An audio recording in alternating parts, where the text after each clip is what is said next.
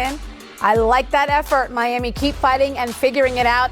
You know who's going to help them do that? Jimmy Butler. They're now 0-5 in this postseason when they allow 115 points or more. Let's hear from Jimmy. Our first question will be Mark Schwartz. Jimmy, a lot of people will look at the injuries that you guys had. They'll look at the fact that you're down 2-0 and you're up against LeBron and Anthony Davis, and they say this series is over. What don't those people know about you and this organization? That we're never giving up. We're going to fight, and we're going to ride with this thing till the wheels fall off. It's not over. You know, we're just down on 2. We got to do something special. We're capable of it. And I wouldn't want to be in the trenches with any other guys except for the ones that we have. What is it about your group and you that can overcome this kind of adversity and this kind of situation? I think we just believe. We believe in one another. We believe in what we put together, and we believe in what we do every day. But like I said at the beginning of this thing, we got to play damn near perfect in order to beat those guys over there. We've yet to do it, and if we don't do it soon, it's not going to be pretty. Rachel, here. Udonis Haslem gave you guys quite the speech in the third quarter. I would repeat what he said, but I would be fined by the FCC. There was a pickup after that. What words can you repeat that he said, and what was the effect? Play harder. Empty the tanks. That's what we're going to have to do whenever we're down 2 stars like Bam and Goran. Everybody got to lock in. We got to be, 3 places at once. It's so hard to do. But we got guys that have to do it. That's what it's going to take to beat this team. That's what he said, play harder.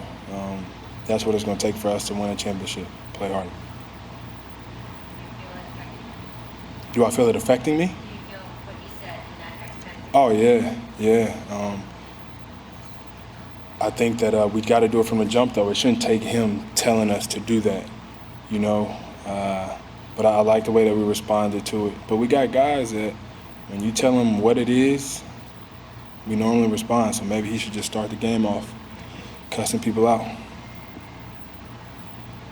Next question, Nick Friedel. Jimmy, speaking of communication, you said the other night that you didn't need to say anything because everybody knew what to do and knew what you hadn't done in game 1. As you go into game 3 now, do you feel like you have to go individually to guys and give them a little pick-me-up speech to keep everybody's spirits up, given all the adversity you're facing? I think everybody's spirits are already up. I think we know that we still have yet to rebound in basketball. When you're giving guys 2-3 shots at putting the ball in the basket, eventually one of them's going to go in. I like the looks that we're taking on offense. We generated enough points. Maybe we get back a little bit, foul a little bit less, but the main thing is rebounding. I don't think that we have to tell anybody that. Like I said earlier, maybe we just got to play a lot harder and know that that's how we're going to squeak out a win in the end. But there's really not too much to say to our guys. We understand what we have to do. Next question, Manny Navarro. Hey, Jimmy, your approach tonight offensively, obviously 15 assists. Can you just speak to what your mindset was? Tyler said they were trying to get the ball in your hands every time they could. Just make the right basketball play, knowing that I need my guys in order to win a game. I definitely do. They know that, and I will continue to play that way because that's how we're going to win. That's how we've played all year long. And just because, we're in the finals, it's not going to change. I'm comfortable with the guys taking the shots that they take, creating the offense that they create, and we're gonna always live with what we get on offense. Tim in the back right.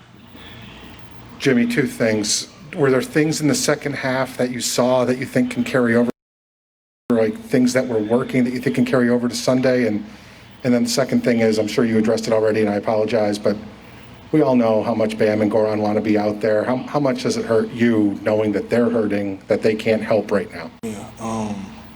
All in all, I just think what we took from the second half is how hard you really have to play. I think that's the main thing. We got all the shots we wanted. Got to rebound, but I think that just goes to playing hard, putting your nose on the ball, affecting the game in so many different ways. And yeah, we miss those guys. Obviously, what they do for us on both ends of the floor. But just as people, what we feel for them. This is what they've played basketball their entire lives for. And for them not to be able to go out there and compete, I can only understand. Malika? Jimmy, to kind of build on that, Eric Spoelstra said that both those guys really lobbied him hard to play today. What did you see from that lobbying? Was it in the locker room? Was it in practice? Every second of before the game, they want to play. They do. But Coach understands that you got to take care of your guys. You don't want it to get too bad. But yeah, we need those guys. We want those guys out there with us. But it's bigger than basketball, man. We want them to have a long career. And whenever they do get back in this series, we want them to be ready to go. Next question, Mateo Mayorga. Jimmy, tonight you guys gave up 56 points in the paint. From your perspective, what didn't the Heat do to limit the Lakers' effectiveness in the interior? We didn't rebound. They was getting all types of offensive rebounds in the paint. We didn't get back. Same thing as the first game. Eventually we're going to have to fix it because that's how we're going to win. We got to secure the ball. We got to get back and stop them from dunking and getting layups and free throws. If we do that, I think we might be all right. Last thing, Jimmy, you played 45 minutes tonight. If Coach asked, could you go all 48 next game? I think so, yeah. Whatever it takes to win. If you guarantee me a win with me playing 48 minutes, I'll take it. Thank you. All right, and our last question is Jared Weiss. You guys ended up shooting better percentage-wise from the field, got to the line twice as much as they did. Do you feel like you're on the precipice of turning this around? Yep, I think so. I think that if we get more shots up and them get a little bit less because they offensively rebounded the ball so well, I think we're in a better position. But like I said, I like what we've been doing. It's just that we got to play harder. We got to rebound in basketball. We got to get back. We really got to lock in to what we're supposed to be doing. If we do that, we're going to turn this thing around. Thank you, Jimmy. Thank you. Okay, you heard Jimmy Butler talking about rebounding. Kenny, you brought that up earlier tonight. We'll start with you, Kenny. What can Miami do for Game 3? Well, before they do anything, they have to realize that, October 3rd is a special day. Because today... Get on side if that works.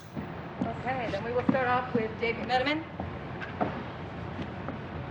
LeBron, you guys went on, I think, a 75-30 run after falling down 13 early. What allows you guys to have success like that over a sustained period of time, a run like that? Paying attention to detail. I'm physical enough, and you have to get a feel for how hard Miami plays. And I think they smacked us in the mouth, and we got a sense of that. And so we knew how hard we had to play if we wanted to try to make it a game. And from that moment when it was 23-10, we started to play to our capabilities. We started flying around. We started getting defensive stops, and we started sharing the ball a lot better offensively, and just got into a really good groove. All right, Kyle Goon.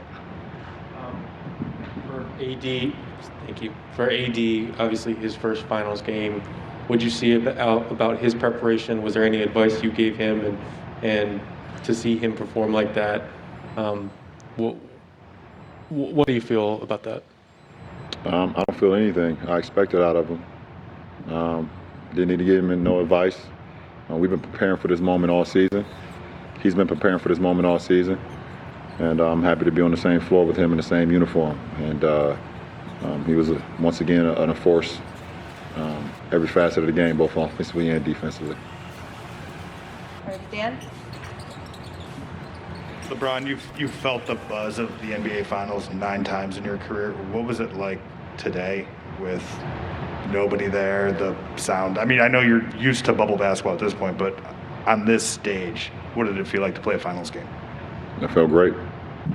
I've been preparing for this moment for quite a while. And fans, no fans, the inner challenge for myself and the way I prepared myself, it felt amazing to be playing in the finals once again. Okay, Rachel Nichols. LeBron, you've